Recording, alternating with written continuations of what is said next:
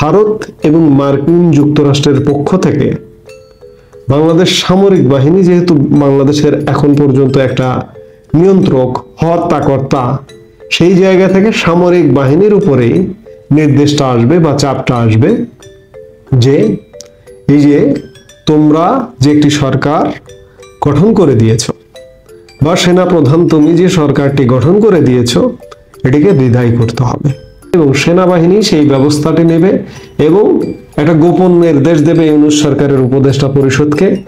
প্রকাশ্যে নাও হতে পারে, আবার হতেও পারে যে রিজাইন দিন, আপনারা পদত্যাগ করুন, পদত্যাগ করে চলে যান। এবং ওই নির্দেশনা পেয়ে ইউনূসের 1 ঘন্টা আর থাকবার ক্ষমতা থাকবে না এবং সমন্বয়ক বলুন আর এটা বলুন সেটা বলুন, আন্দোলন করেছে, বিপ্লব করেছে, অভ্যুত্থান করেছে, এগুলো সব কিচ্ছু না, এগুলো কিছুই না। মোহাম্মদ ইউনূসের পতনটা ঘটবে একদম নীরব। হঠাৎ করে একদিন শুনবেন যে মোহাম্মদ ইউনূস উপদেষ্টা পরিষদ রিজাইন দিয়ে চলে যাচ্ছে। কিন্তু প্রশ্ন হচ্ছে, এই যে গত 6 মাসে দেশের যে ক্ষতি করলো এই উপদেষ্টা পরিষদ সমন্বয়কদের নিয়ে, এদের বিচারটি হবে কিনা কিংবা এদেরকে সেফ এক্সিট দেওয়া হবে কিনা? সেফ এক্সিটের একটা প্রশ্ন এসেছিল মার্কিন যুক্তরাষ্ট্রের পক্ষ থেকে, ভারতের কাছে প্রস্তাব, সেটি নিয়ে নানা কথা আছে।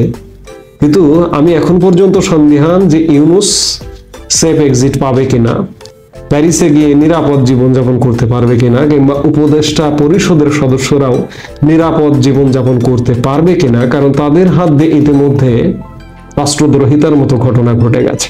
বাংলাদেশে যখন গত আগস্ট মাসে ক্ষমতার পালাবদল হয়, তখন ভারতের সেনাপ্রধান জেনারেল উপেন্দ্র ত্রিবেদী বাংলাদেশে তার কাউন্টার পার্ট জেনারেল ওয়াকারুজ্জামানের সাথে সার্বক্ষণিক যোগাযোগে ছিলেন বলে জানিয়েছেন।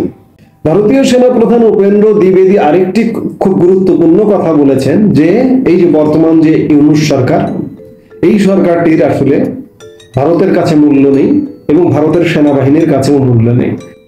বাংলাদেশের ইউনূস সরকারের বেল নাই, ভারতের কাছেও বেল নেই।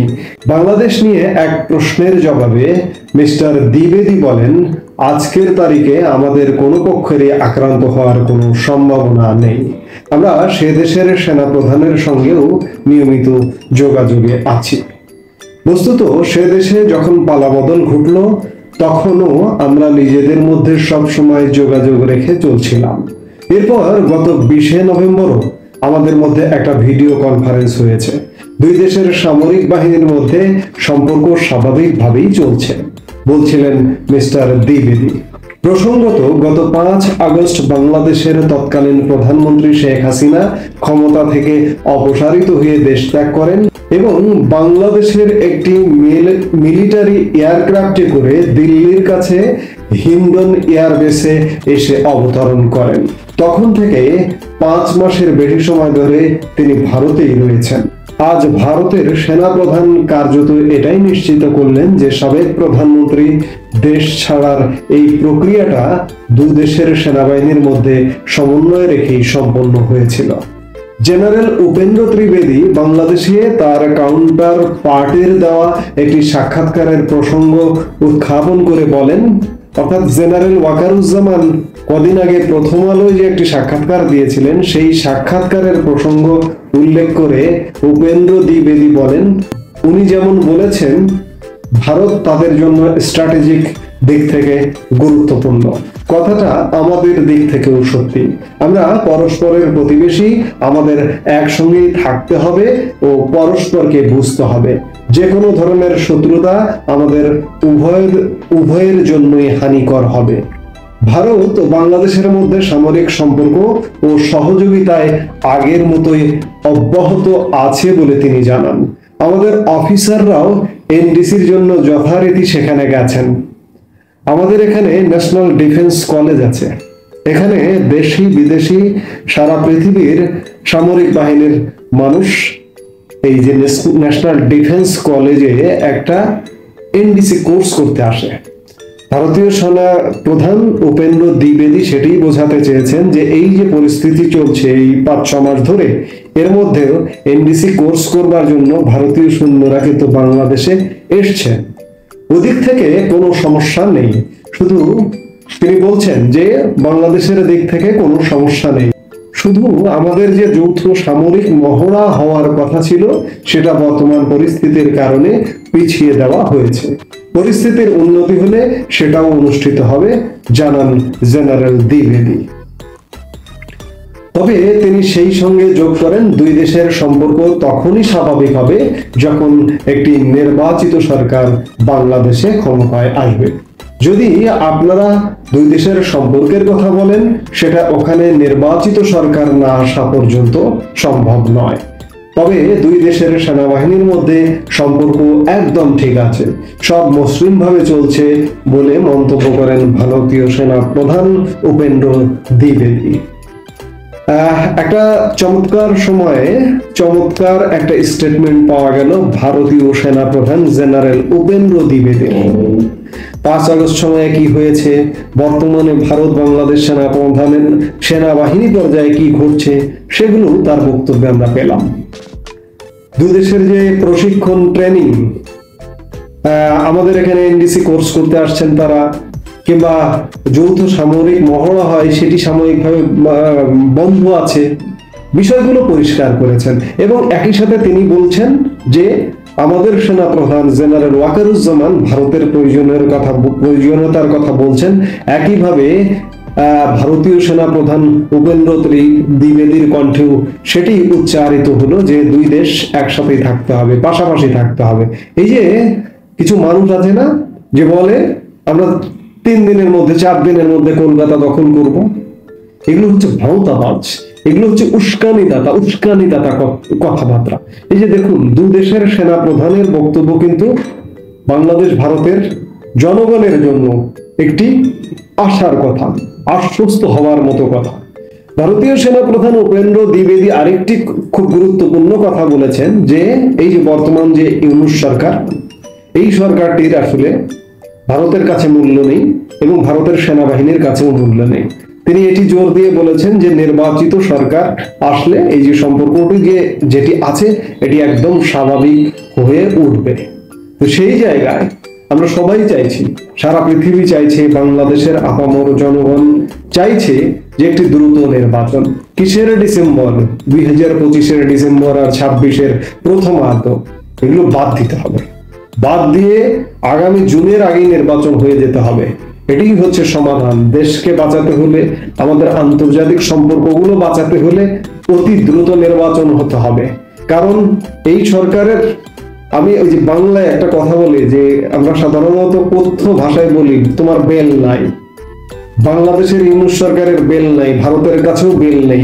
কারণ কদিন আগে আবারও বলছি যে ভারতের পররাষ্ট্র মন্ত্রণালয়ে বাংলাদেশের পররাষ্ট্র মন্ত্রণালয় প্রধানমন্ত্রী শেখ হাসিনাকে ফিরিয়ে আনবার জন্য একটি নোট ভার্বাল দিয়েছেন।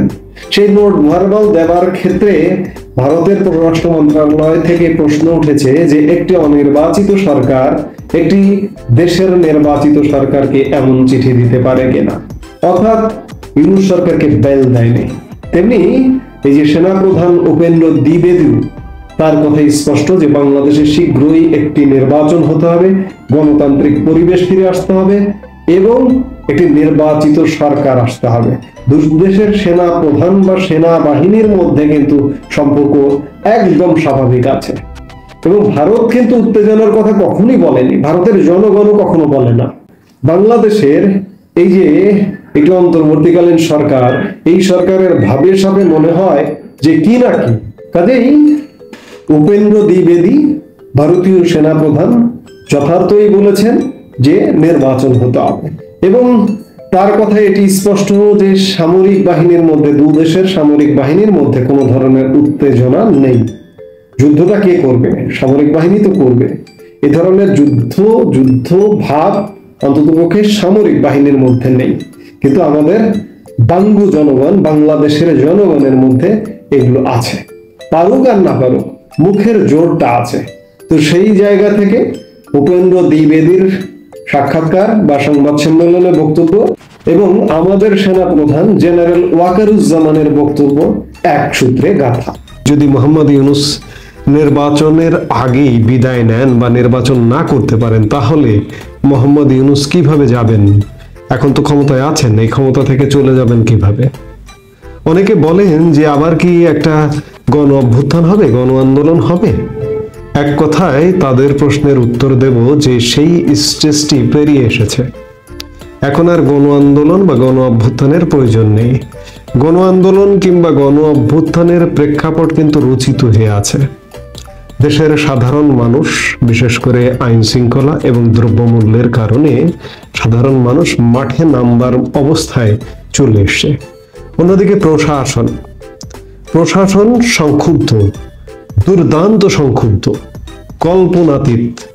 পুলিশ সংক্ষুব্ধ, সামরিক বাহিনীর একটি অংশ সংক্ষুব্ধ যে এটি কি চেয়েছিলাম আমরা, সবাই বলছে এটি কি চেয়েছিলাম।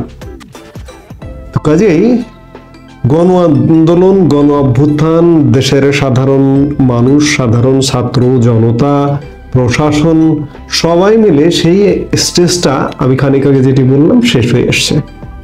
এখন মোহাম্মদ ইউনূসের প্রস্থানটি হবে যেভাবে, সেটি হচ্ছে বাংলাদেশ প্রস্তুত, বাংলাদেশের জনগণ, বাংলাদেশের প্রেক্ষাপট প্রস্তুত যে মোহাম্মদ ইউনূসকে আর মেনে নেওয়া যাচ্ছে না।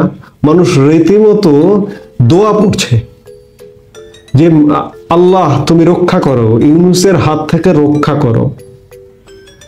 এই জায়গায় প্রস্তুত হয়ে গেছে। একই সাথে বিশ্বও প্রস্তুত। আমরা যে মুহূর্তে কথা বলছি ঠিক তার কদিন পরে, এক সপ্তাহের কম সময়ে আগেই মার্কিন যুক্তরাষ্ট্রের প্রেসিডেন্ট ডোনাল্ড ট্রাম্প শপথ নিতে যাচ্ছেন। এটি একটি প্রেক্ষাপট। এছাড়া চারপাশের প্রেক্ষাপট তৈরি হয়ে গেছে।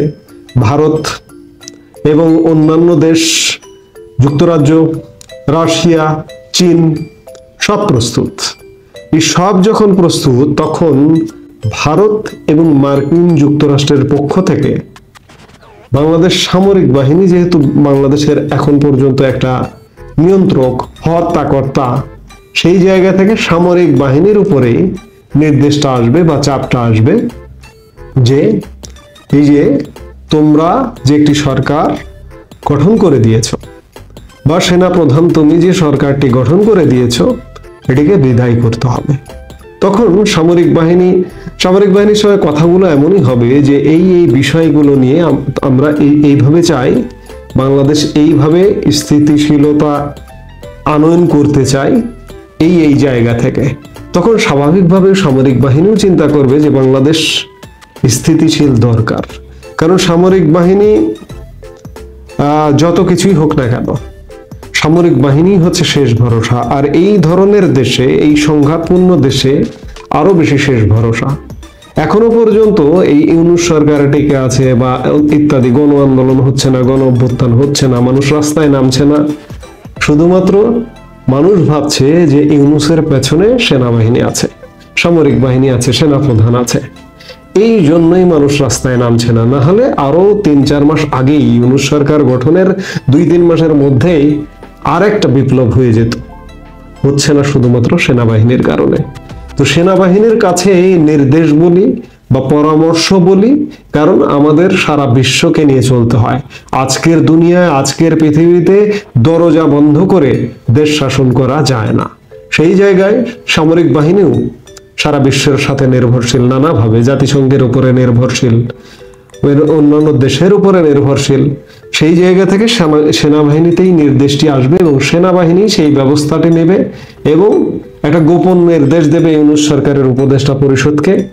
প্রকাশ্যে নাও হতে পারে, আবার হতেও পারে যে রিজাইন দিন, আপনারা পদত্যাগ করুন, পদত্যাগ করে চলে যান। এবং ওই নির্দেশনা পেয়ে ইউনূসের 1 ঘন্টা আর থাকবার ক্ষমতা থাকবে না। এবং সমন্বয়ক বলুন আর এটা বলুন সেটা বলুন, আন্দোলন করেছে, বিপ্লব করেছে, অভ্যুত্থান করেছে, এগুলো সব কিচ্ছু না, এগুলো কিছুই না। তো ইউনূস সরকারের বিদায়টি হবে, পতনটি হবে অত্যন্ত কোন রকম আন্দোলন সংগ্রাম না, নীরবে হঠাৎ একদিন শুনবেন যে উপদেষ্টা পরিষদ মোহাম্মদ ইউনূস পদত্যাগ করে চলে যাচ্ছেন এবং আরেকটি সরকার গঠনের আয়োজন হবে। এবং সেটি প্রত্যাশা করছি, আমি একাধিক বক্তব্যে বলেছি, যে তত্ত্বাবধায়ক সরকার, আমাদের সংবিধানে যে তত্ত্বাবধায়ক সরকারের ব্যবস্থাটি ছিল, সেই সরকারটি